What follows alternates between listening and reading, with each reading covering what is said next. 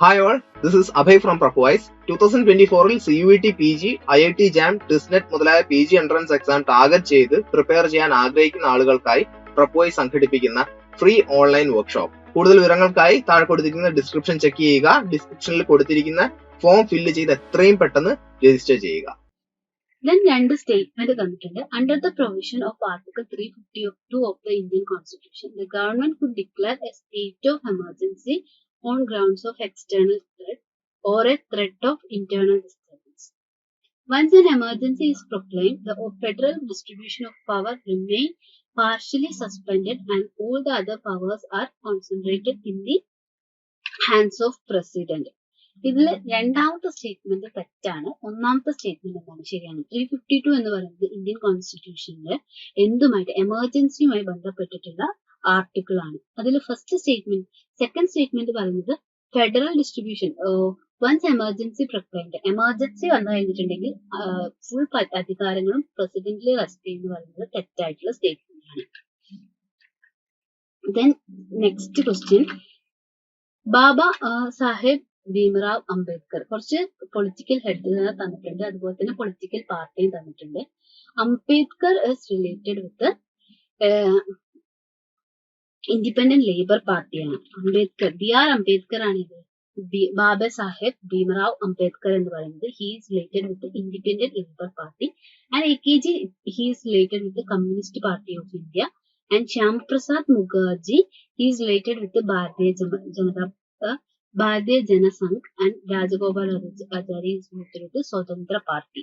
അപ്പൊ ഈ ഓരോ ലീഡേഴ്സിലും നമ്മുടെ ഇൻഡിപെൻഡൻസുമായിട്ട് ബന്ധപ്പെട്ടുണ്ടായിരുന്ന ലീഡേഴ്സും അവരുടെ പാർട്ടിയാണ് ചോദിച്ചിട്ടുള്ളത്. Then next question, an analysis of the mortality and nutritional indicator from the preschool, primary, secondary and senior secondary level show that dash and communicable diseases are the major health problems faced by the majority of children in the country. എന്തായിരിക്കും ഏറ്റവും കൂടുതൽ issue ആയിട്ട് വരുന്നത് കുട്ടികളുടെ under nutrition ആണ്. Under nutrition and communicable diseases are the major issues. അപ്പൊ ഇതൊക്കെ easy ആയിട്ട് നമുക്ക് കണ്ടെത്താൻ പറ്റുന്ന ക്വസ്റ്റ്യൻസ് ആണ്. ദെൻ നെക്സ്റ്റ് ആയിട്ട് ചോദിച്ചിട്ടുള്ളത് the Chikko movement of Garhwal is related to protecting wild animals from hunting. Chikko movement എന്ന് പറയുന്നത് എന്തുമായിട്ടാണ്? പ്രൊട്ടക്ടിങ് ട്രീസ് ആണ്. എവിടെ പ്രൊട്ടക്ട് ചെയ്യും? ഫോറസ്റ്റിനെ പ്രൊട്ടക്ട് ചെയ്യാൻ വേണ്ടിയിട്ടാണ് ചിക്കോ മൂവ്മെന്റ് വന്നത്. അമൃത ദേവി ബിഷോണി Wildlife Protection Award for Individual is instituted by the Government of India for protecting wildlife.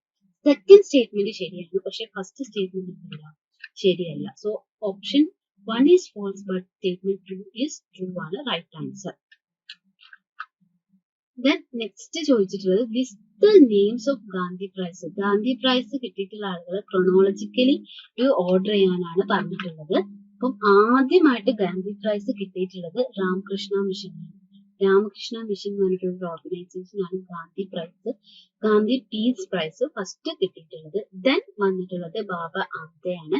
ബാബ ആംദയ്ക്ക് ശേഷമാണ് doctor Nelson മണ്ടേലയ്ക്ക് കിട്ടിയിട്ടുള്ളത്. ദെൻ അഗെയിൻ കിട്ടിയിട്ടുള്ളത് John Hume and last Chandraprasad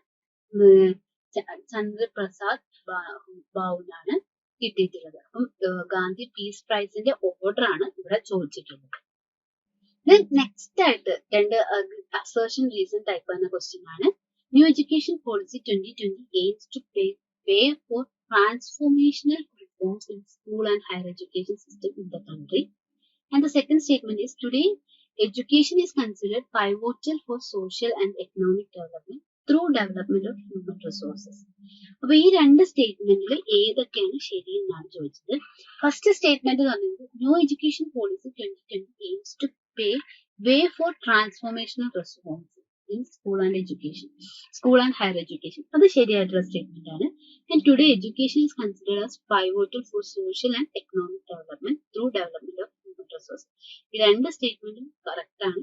first സ്റ്റേറ്റ്മെന്റിൽ correct എക്സ്പ്ലനേഷനും കൂടിയാണ് സെക്കൻഡ് സ്റ്റേറ്റ്മെന്റിൽ വരുന്നത്. സോ ആൻസർ എ ആണ്. സിറിസ് എന്ന് പറയുന്നത് എന്താണ്? നമുക്കറിയാം ഒരു ഡോർഫ് പ്ലാനറ്റ് ആണ്. കുള്ളൻ ഗ്രഹം എന്ന് മലയാളത്തിൽ പറയും. ഡോർഫ് പ്ലാനറ്റ് ആണ് സിറിസ്. UNESCO preserves dash world heritage sites. Pucca in 167 countries. എന്തായാലും ഒരു ഫാക്ച്വൽ ആയിട്ടുള്ള ക്വസ്റ്റ്യൻ ആണ്. ടോട്ടൽ 1073 വേൾഡ് ഹെറിറ്റേജ് സൈറ്റുകളാണ് യുനെസ്കോന്റെ അണ്ടറിൽ ഉള്ളത്. സോ ഓപ്ഷൻ സി ആണ് right answer. Then next question. UNESCO preserves world heritage sites. നമ്മൾ ഓൾറെഡി ഡിസ്കസ് ചെയ്തു. അടുത്ത ക്വസ്റ്റ്യൻ ആയിട്ട് വരുന്നത് നമുക്ക് ഇവിടെ തന്നിട്ടുണ്ട്. Read the statement about the set and their properties. സെറ്റിന്റെ പ്രോപ്പർട്ടീസ് ആണ് ഇവിടെ തന്നിട്ടുള്ളത്.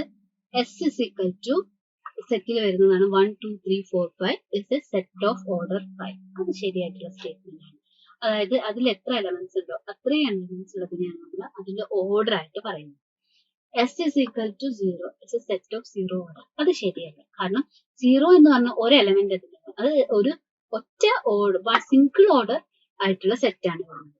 Then A, B and B, C, then A, C, it is a transitive property. അത് ശരിയായിട്ടുള്ളൊരു സ്റ്റേറ്റ്മെന്റ് ആണ്.